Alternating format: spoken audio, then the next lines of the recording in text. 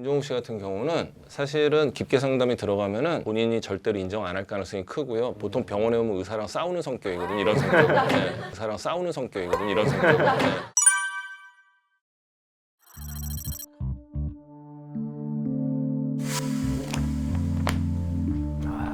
아 이거 정말 갑자기 이거 그림을 그려가지고 이거 씨 어떻게 너? 아 이거 저 지금 깜깜한 데서 그릴 때도 없는데. 갑자기 그래. 네가 언제 이런 상담을 받겠니? 나 받을 때 살짝 옆에서 받는 거지. 아니 어디 가는 거야? 근데 뭔 상담을 정말 어떻게 하는 거야 이게? 네, 아는 분인데. 야 이거 뭐야? 아이고. 누구야? 안녕하십니까. 누구죠? 안녕하십니까.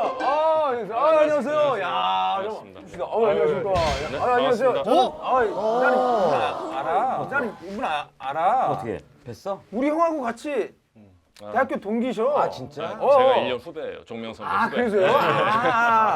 행복의 반대말이 불행이 아니라 행복의 반대는 비교라고 하거든요. 나를 귀하게 생각하지 않는 상대방한테 마음을 쓰고 에너지를 쓰는 것 자체가 내가 나를 갉아먹는 행위다. 저는 이제 우리 양재용 원장님 자주 뵀는데 네. 형님 또 처음 뵙는데. 아 그래. 그치 같이 방송하시지. 좋지. 운동하시나 봐. 몸이 엄청 붙이고.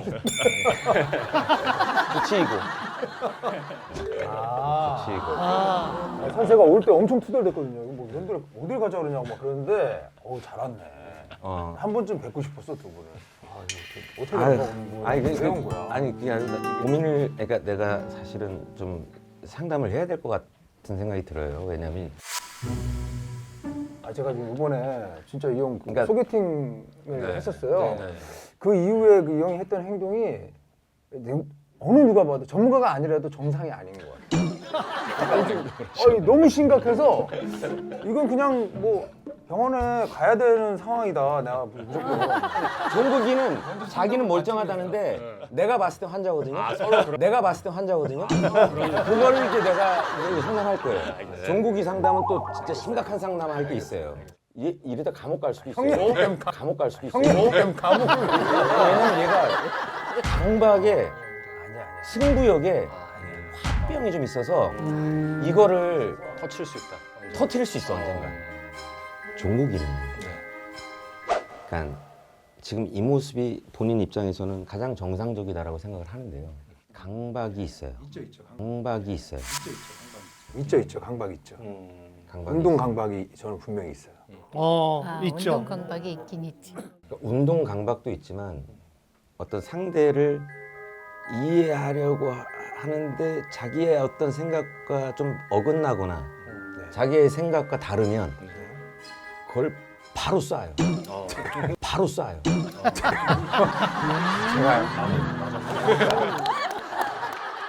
애정이 없으면 또 저는 안 그래요. 애정이 없으면 뭐 그러든가 말든가 하는데 좀 애정이 있으면 저는 좀 그 실질적인 걸 많이 얘기하려는 스타일인 것 같아요. 그렇죠. 김종욱 씨가 자화상을 하나 그리고셨는데. 네네. 아니 급하게 그려. 어우, 잘 그렸다. 이게 써 있다 강박. 이게 써 있다 강박. 왜 이러세요 정말? 너 진짜 심각해. 조금은 걱정해 자신을. 날 뭘 걱정해? 아니 너 진짜. 아니 사람이 문제가 없을 수는 없겠지만 이게 선 얼굴 선에 저 이렇게 많은 그치. 펜을 계속 칠했잖아. 펜칠을 하신 사람. 정말 촘촘히 그려. 그러니까 이게 이제 기본적으로 완벽주의와 강박주의가 강한 분들이 하나로 이렇게 한 선으로 쭉 못 그리고 계속 이렇게 이제 덧칠을 하거든요. 그런 게 이제 보여지고. 아, 그렇구나. 기본적으로 다 대칭. 대칭에 대한 강박 같은 게 이제 느껴지는 거예요. 이게 강박인가요? 예, 그리고 이제 머리만 그리셨어요. A4 자화상- 용지에 가운데를 딱 머리만으로 채우셨는데 네네. 가운데를 딱 머리만으로 채우셨는데 네네. 그냥 그건 뭐예요? 뭐가 있나요? 이런 뭔가 거? 지적인 욕구에 대한 어떤 그 아쉬움 뭐 이런 게 좀 있지 않을까. 그 아쉬움 뭐 이런 게 좀 있지 않을까. 뒤늦게 그래서 공부를 많이 해가지고. 아니 보통 자화상이라는 거는 보통 얼굴 그리는 거 아니에요? 사실 이런 거예요. 만약에 본인의 신체가 좀 왜소한 사람이 그림을 그렸다 그러면은 굉장히 머스큘러하게 그렸을 가능성이 커요. 그러니까 내가 갖지 못한 것은 욕구를 드러낼 가능성이 크거든요. 아 머리숱이 굉장히 많아요. 머리숱을 다 또 이걸 펜으로 칠하셨는데 이것도 머리숱을 다 또 이걸 펜으로 칠하셨는데 이것도 성적인 욕구 같은 것도 이제 우리가 한번 성적인 욕구 같은 것도 이제 우리가 한번 어떤 성격이 나의 어떤 성적인 섹슈얼. 욕구 가만 있어봐. 남성 호르몬이 너무 높아 내가. 이런 것들이 헤어가 많은 거는 감수성이 풍부한 걸로도 해석을 해요. 그렇죠. 좋은 것도 있어요. 풍부해야죠. 네. 감수성이 풍부하시군요. 너 지금 되게 환자 같아. 좀 심각한데. 그림을 좋아할 뿐이야 나는 좀 잘 그리세요. 디테일하게. 되게 잘 그리죠. 강박적 성격의 사람들이 제일 싫어하는 게 오해받거나 의심받는 거고. 맞아요. 아, 저 미칩니다. 설명을 하시는 저 유튜브에서 그거 한번 약물 그거 해가지고 저 미국에 홀딱 먹고 저 감사 받았어요. 저 미칩니다 그거. 오해받는 거 오해받는 거 진짜 싫어. 네, 원래 그 성격이. 밝혀야죠, 밝혀야죠. 그렇구나. 네. 아, 성격이 확 있네 이거. 네, 김정우 씨 같은 경우에 이제 강박이라고 하는 게 일단은 우리가 이제 강박증이라고 하는 그 강박에 대한 테마들이 있고요. 네네. 이런 게 나타나는 테마들이 여러 개인데 제일 흔한 게 이제 청결에 대한 거. 그러니까 뭐 손 씻기, 몸 씻기, 누가 먹던 거 못 먹고, 뭐 서장훈 씨가 대표적인 뭐 찌개 같은 거 같이 쉐어 안 하고 이렇게 섞어 먹는 거 못 하고. 두 번째가 정리정돈에 대한 거. 이거는 깨끗한 정리정돈과 지저분한 정리정돈이 있는데 둘 다 공통점은 그 물건이 거기 있어야 돼요. 화를 못 내릴 것 같은데 오늘. 그 물건이 거기 있어야 돼요. 그 물건이 거기 있어야 돼요. 그 물건이 거기 없으면 화가 나. 쟤 그런 거 있어. 이 옷은 왜 여기다 놓는 거야? 운동복이잖아. 아니 나름 다 챙겨놓은 거야. 그 정리야. 이게 무슨 정리야 이게? 그 물건이 거기 없으면 화가 나. 예, 그래서 남들이 우리 집 와서 내 물건 함부로 쓰는 거 되게 싫어하고 다른 사람이 내 물건 만지는 거 되게 싫어하거든요. 오. 그 다음에 이제 물건 못 버리는 사람들, 저장 강박이나 수직 강박이라고 미칩니다. 합니다. 저장 강박이나 수직 강박이라고 합니다. 미칩니다. 심각해요. 처음 나왔을 때 기억하시죠? 있어요. 예. 우리 안양 집에 거기 저 2층에 거기 막 다락방에. 오만 다락에 못 버리게 해. 전부 다 갖다 놓은 거. 와 이거 내가 터보디 있던 옷이야. 베란다도 이거 얼마 만에 보는지 모르겠다. 야. 한 남자 오를 때 항상 무대에서 신던 신발 이거. 야, 진짜 야 이렇게 의미가 있는데 이걸 어떻게 버리니? 생각해봐. 김종국 씨는 어떤 거 있으세요? 저는 그 못 버리는 거 되게 심각하고. 네. 야 진짜 야 이렇게 의미가 있는데 이걸 어떻게 버리니? 깨끗한 거와는 전혀 저는 막 어질러도 상관없는데 아까 얘기하신 그 물건이 거기에 있어요. 정리정돈 있으신 거예요? 네, 내가 정리해야지 남이 정리하면 안 되는 거. 이게 이제 보통 이런 강박에 대한 테마가 두세 개 정도 있는 분이 더하기로 어떤 그 정신역동이 있냐면 컨트롤에 대한 이슈가 있거든요. 컨트롤에 대한 이슈가 있거든요. 뭔 소리냐면 나 자신 그리고 내 주변 사람들, 내 사람들이에요. 모르는 사람이 아니라. 그리고 내 주변 환경이나 상황에 대해서 내가 통제할 수가 있어야 돼요. 통제할 수가 있어야 돼요.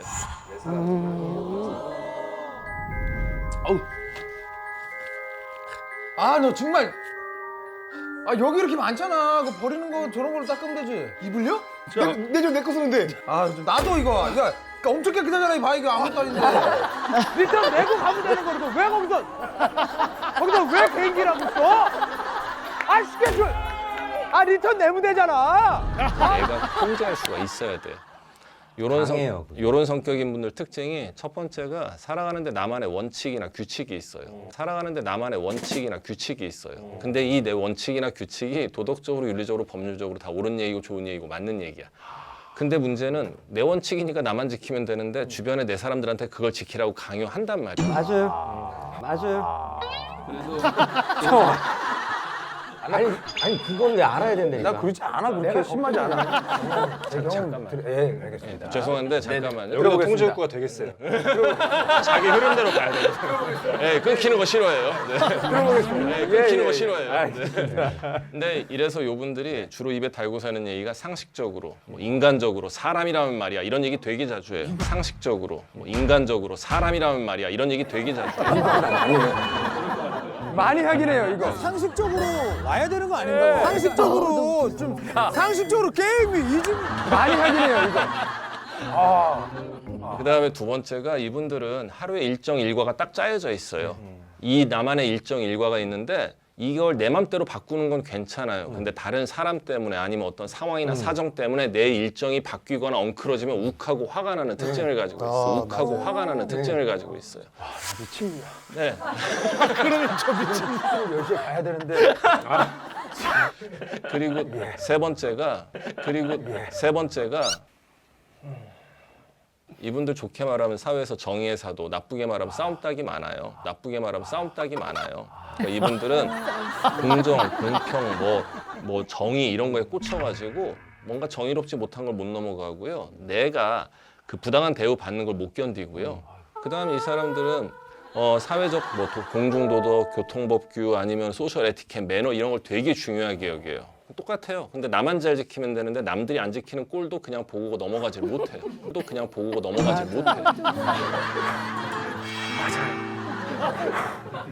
맞아요. 근데 저희 아버지가 그랬거든요. 이걸 진짜로. 이 강박증도 마찬가지, 강박적 성격도 마찬가지, 유전 성향이 되게 강하고요. 어렸을 적에 유아기 때 그 키워진 환경이 되게 중요하단 말이에요. 근데 그럴 수 있잖아요. 근데 그럴 수 있잖아요. 막 그게 너무 싫어서 지긋지긋해서. 네, 싫어하면서 닮아요. 근데 근데 반동 형성이라고 해서 있죠. 아예 반대로 가는 분들도 있어요. 막 그게 너무 싫어서 저는 어머니가 고생한 걸 너무 많이 보니까. 근데 나는 안 그래야지. 이성 있죠. 네. 제 여자친구 특히 뭐 네. 연애를 하잖아요. 네. 저는 진짜 그런 거에 오히려 좀 과할 정도로 좀 제가 일부러 좀 후하려고 해요. 이건 제 강박인지 모르겠어요. 그것도 내가 그렇게 보일까봐 좀 강박적으로 좀 더. 요거 제가 요거 설명드리려는 게 이분들은 일반적인 사람들하고 대인 관계가 좀 달라요. 그러니까 일반적인 사람들은 나를 중심으로 동심원 형태로 대인 관계가 퍼져나가요. 내가 있고 가족이 있고 뭐 친구가 있고 지인이 있고. 근데 이런 강박적 성격을 가진 사람들은 원이 하나예요. 내 바운더리 영역이 있고 이 안에 내 사람들은 아무나 못 들어와요. 내가 넣어줘야 들어올 수 있어요. 내 사람들이라고 생각하는 사람에 대해서 이게 굉장히 강해져요. 바꿔 얘기하면 여자친구는 경계선쯤에 있었지 진짜 내 사람이 아니었기 때문에 내가 관대할 수 있었지, 내 부인이 생기고 내 애가 생기는 순간 내 사람이기 때문에 이런 성향이 엄청나게 드러날 가능성이 커요. 내 부인이 생기고 내 애가 생기는 순간 내 사람이기 때문에 이런 성향이 엄청나게 드러날 가능성이 커요. 아니 제가 솔직하게 얘기해. 제가 만약에 애가 생기잖아요. 네. 걘 죽었어요, 내가. 걘 죽었어요, 내가. 애는 죽었어. 그러니까 나는 그건 맞아, 내가 인정해. 그러니까 근데 솔직하게 아내는 모르겠어요. 아니야, 너 지금 내가 가장 그러니까 어머니에 걱정이 대한 그거니까. 그 어릴 때부터 그 막 우리 어머니가 너무 고생했던 그게 있어서 이게 노력은 할 것 같아요. 안 근데 그러려고. 노력해도 쉽지가 않아요. 이게 가해자와의 동일시라고 그러는데 싫어하면서 닮게 돼요. 근데 저희 아버지는 그렇다고 해서 그러니까 좋지 막 좋은 남편이 아니었을 뿐, 남자가 아니었을 뿐 사실 늘 올바랐고 늘 도덕적이었고 항상 뭐 요만큼의 티끌 하나 없는 사람이에요. 사람 중. 근데 아버지처럼 살았는데 어느 날 나이가 들어 보니까 너무나도 별로인 남자인 거야. 남자로서. 그래서 내가 이제 어머니한테 더 동정이랄까? 이게 많이 가고 내가 좀 효도를 더해서 이 아버지에게 받지 못한 사랑을 내가 좀 드려야겠다. 네. 뭐 이런 게 좀 강해서 이제 막 그렇게 살았었죠. 김종국 씨가 제일 이제 먼저 하셔야 되는 게 아버지 어머니에 대한 객관적 평가예요. 아버지 어머니에 대한 객관적 평가예요. 지금 김종국 씨 머릿속에서는 아버지는 100% 악, 엄마는 100% 선이거든요. 근데 사람이 그럴 수가 없어요. 근데 중국이는 어머니도 요즘 보면 또 어머니가 또 아버지한테 하지 않아도 되는 잔소리를 또 해요. 어머니가 근데 제가 말씀드리고 싶은 게 부모님은 나한텐 부모지만 둘 사이는 부부란 말이에요. 부부 문제는 부부가 알아서 하는 거고 김종국 씨가 뭐 제가 자세히는 모르겠지만 아직 부모님 특히 어머니와의 관계가 아직 너무 많이 가까운 것 같아요. 굉장히 그러니까 극단적인 예로 어머니랑 김종국 씨 와이프가 물에 빠지면 누구를 구하실 거예요? 누구를 구하실 거예요? 그냥 엄마죠. 죄송한데 이런 건 개인적으로 물어보세요. 이미 이렇게 하면 답 나온 거예요. 아니 이거는 그러니까 옆에 가만 있어봐. 이거는 MBTI는 온 본인이 국민들한테 하는 게 아니래. 뭐라도 고민할 수 있잖아요. 이거는 이게 왜냐면 이게 정신과의 고전적 퀴즈라고 그래요, 생각해요. 이게요? 네. 그래요 이게요? 이게 좀 몹쓸 질문인 것 같은데 좀. 우리나라 정서에서는 특히나 이제 남편으로부터 많이 외로웠던 엄마를 너무 잘 알고 있었던 아들 입장에서는 너무너무 힘든 선택이 될 수밖에 없는데 이거 쉽게 결국에는 대답하는 사람 있어요? 정답이 있다는 거. 그러니까 건강한 답이 있어요. 정신적으로 건강한 답이. 정답이 있다는 거. 그러니까 건강한 답이 있어요. 정신적으로 건강한 답. 그럼 선생님은 아내와 어머님이 빠졌을 때 누굴 구하실 거예요? 아내를 구하는 게 답이라고 알고 있죠. 답이라고 알고 있죠. 잘 빠져나가시네. 답이라고 알고 있죠. 답이라고 알고 있더라고요. 저는 아내를 구할 거예요. 예, 이 얘기를 방송에서 몇 번 했기 때문에 저희 어머니는 아마 방송에서 여러 번 우셨을 거예요. 그래도 어쩔 수 없어요. 사실. 어쩔 수 없어요. 어머니는 아버지가 구하는 거죠. 뭐. 어쩔 수 없다. 그래 그게 또 맞네. 내가 결혼해서 잘 살려면 내 부모랑 잘 분리가 돼야 되는 게 첫 번째고요. 내가 선택한 대상을 책임지는 게 두 번째고요. 그러니까 내가 선택한 사람은 아내인 거지 사실 엄마가 아니니까. 내가 선택한 사람은 아내인 거지 사실 엄마가 아니니까. 그럼 선생님 지금 결혼하셨어요? 아니요. 잘 살고 계세요. 그럼 아니 두 분 결혼 아직 안 이혼하셨어요? 아니요, 아직 아예 안 했습니다. 아니 그럼 지금 여자친구 있어요? 여자친구 지금 없습니다. 없죠? 네. 그러니까 지금 다 문제가 있어. 여자친구가 아니 나만 문제가 있는 거야. 아니 여자친구 있는데 내 들어봐. 아니 여자친구잖아. 엉망됐네. 결혼하면 봐봐. 여기 결혼하면 똑같다. 근데 제가 아내를 구한다고 했잖아요. 저는. 그러니까 나도 이 집부터 아내를 구하면 되지. 그렇지. 나도 아내를 구하면 되잖아. 그럼 변하는 거 아니야. 사실은 김종국 씨한테 이 김종국 씨 상담을 더 깊게 들어가도 되는지 모르겠는데 김종국 씨 같은 경우는 사실은 깊게 상담이 들어가면은 본인이 절대로 인정 안 할 가능성이 크고요. 보통 병원에 오면 의사랑 싸우는 성격이거든 이런 성격은. 네. 의사랑 싸우는 성격이거든 이런 성격은. 네. 근데 제가 김종국 씨한테 말했던 그 강박적 성격이 제가 굉장히 그게 강했거든요. 제가 그래서 그 성격을 너무 잘 알아요. 그러니까 두 분도 괜찮네. 그러니까 내가 문제 있는 게 아니었어. 그런데 제가 이제 이거를 고쳐나가는데 꽤나 오래 걸렸고 정신과를 한 것도 도움이 많이 됐고요. 내가 이게 내 성격 때문에 이러는 건지 컨트롤 이슈 또 발동을 하는 건지 내 마음에 안 든다고 내 말대로 안 했다고 화가 나는 건지 이거에 대해서 굉장히 수시로 저는 모니터링을 해요. 이 작업을 하셔야 된다고요. 그래야 만나는 사람도 힘들지 않을 수가 있고 그러니까 김종국 씨가 이거에 나는 사는데 문제가 없어라고 그러면 진짜 혼자 살면 잘 살 수 있어요. 맞아요. 옆에 누굴 두면 그 사람이 불쌍하니까 그냥 혼자 잘 살면 돼요. 근데 나는 그게 아니라 팬짜인 것 같은데. 비슷한 입장이니까 이해할 수 있는 거죠. 근데 스스로는 그러니까 그래서 혼자 살고 있는 거예요. 잖아. 그래서 혼자 살고 있는 거예요. 아니야. 옆에 있는 사람이 불쌍해. 좀. 이유는 아니에요. 아니에요. 그게 아니라 김종국 씨도 본인을 체크를 하고 모니터링하면서 이걸 좀 고쳐 나가면 훨씬 더 가치 있는 사람이 편해지죠. 아니 근데 이 얘기 들을게요. 제가 저를 또 이렇게 변호한다기보다 이건 진짜 궁금한 상담이에요. 네. 진짜 궁금한 상담이에요. 저 스스로에 제가 되게 문제라고 생각하는 거거든요. 근데 뭐냐면 저는 되게 이렇게 뭐 무력이 없어요. 네. 내가 얼마 버는지에 대한 개념도 없고 그냥 일단 벌어요. 네.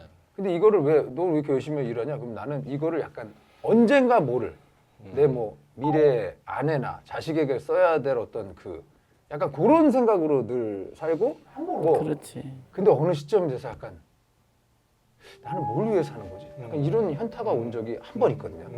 많이는 없었어요. 한 번 오더라고. 나는 도대체 왜 이렇게 사는 거지? 하루하루 이렇게. 근데 나는 원하는 게 없는데.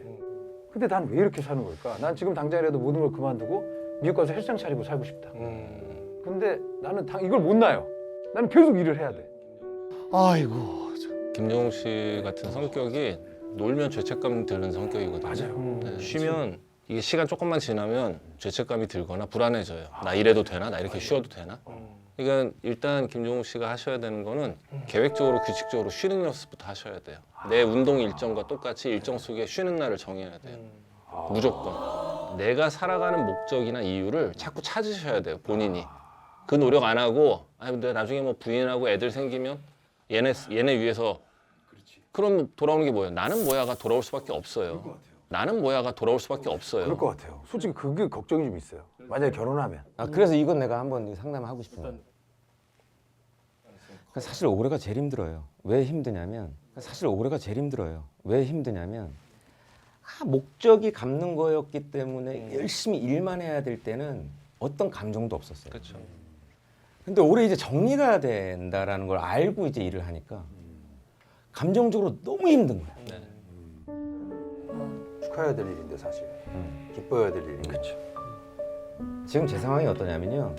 어머님이 굉장히 위독하세요. 그러니까 어머님이 지금 5년째 이제 병원에 누워 계시는데 이게 첫 번째 그게 이제 가장 나의 가장 큰 이제 그런데 올해 빚을 다 갚고 있고 이게 여러 이 내가 정리가 될 때 끝나면 다 같이 행복하게 무언가를 하고 싶었을 때 없는 거야 이제.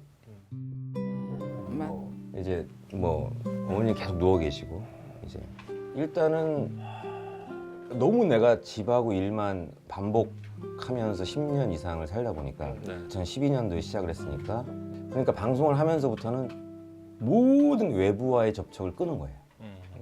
탈이 나면 안 되니까. 아 뭐 어쨌든 그냥 그 뭐라 그럴까 그냥 사람이 좀 싫었어요. 뭐 아무것도 되는 게 없으니까. 그래서 사실 제일 걱정되는 게 이제 딱 올해 말에 빚 갚기가 끝났을 때 사실 그걸 목표로 해가지고 지금 꽤나 오랜 시간 살아오셨기 때문에 그 목표가 사라지는 순간 굉장히 희망차져질 수도 있지만 사실은 굉장히 공허해질 가능성이 크거든요. 안 그러면 진짜 더글로리의 송혜교처럼 그치. 복수가 끝나고 나서 삶의 목적이 완전히 없어져서 너무 허무해지고 왜 살아야 되나 이제 이런 생각을 할 이상민 씨가 그러진 않겠지만 그리고 그럴 수도 송혜교 있는 씨는 거죠. 그 이후에 사랑을 했잖아요. 그렇죠. 음. 그 우리가 소개팅 하고 오셔서 네. 그 얘기를 한 게 기억이 나거든요. 소개팅하고 왔는데 아 근데 나는 안 돼. 뭐 그러시는 거예요 갑자기. 그러니까 그 얘기를 네. 그러면서 나의 어떤 그 십수년간 이 빚을 갚기 위해서 하루하루 루틴을 지켜왔는데 똑같은 그게 루틴. 깨지는 게 너무 무섭다 뭐 이런 얘기를 하셨었단 말이에요. 근데 나는 가장 무서운 감정이 사랑이라는 생각을 해요. 만약에 이걸 내가 사랑을 느끼거나 하게 되면 지금 여기까지 쭉 왔고 올해까지 딱 가야 될 루틴이 깨질 수도 있다. 네. 요만큼 남겨놓고 내가 깨질 수도 있다. 다 끝났거든요. 근데 요만큼 남겨놓고 내가 깨질 수도 있다. 막 갑자기 막 뭐 그냥 제 자신이 이렇게 무너져도 봤고 정말 이 악물고 올라오기도 봤잖아요. 네.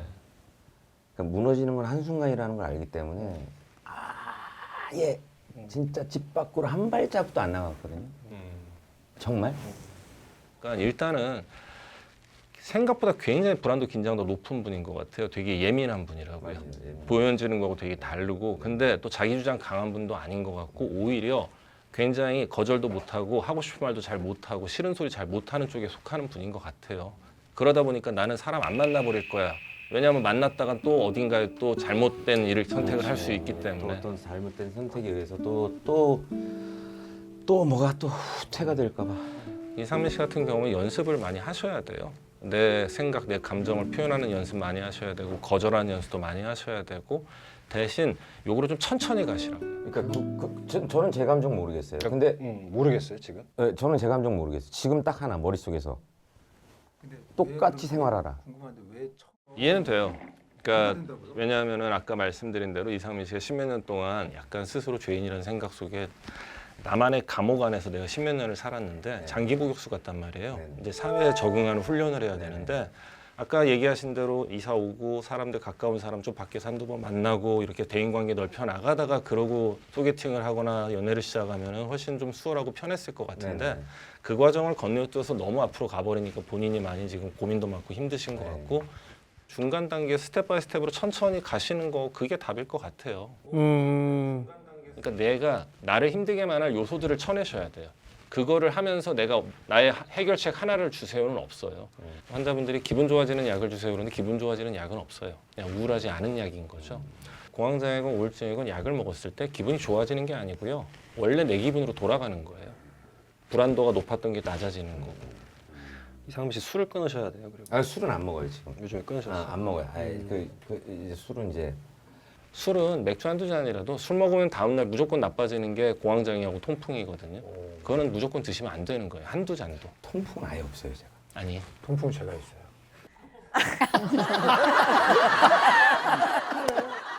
근데 선생님들은 소개팅 하면 무조건 다 잘 되겠어요. 잘 되겠어요. 아니 왜냐면 뭐 사람의 심리 어떤 상황이든 남녀 지금 뭐 관계를 이 떠나서도. 사람이 이렇게 하고 있다 그러면 저 사람 불안하구나. 또 편하게 해주고. 어떻게 많아지지? 저희 일이 근데 매일 매일 새로운 사람을 만나는 일이잖아요. 저희는. 그렇죠.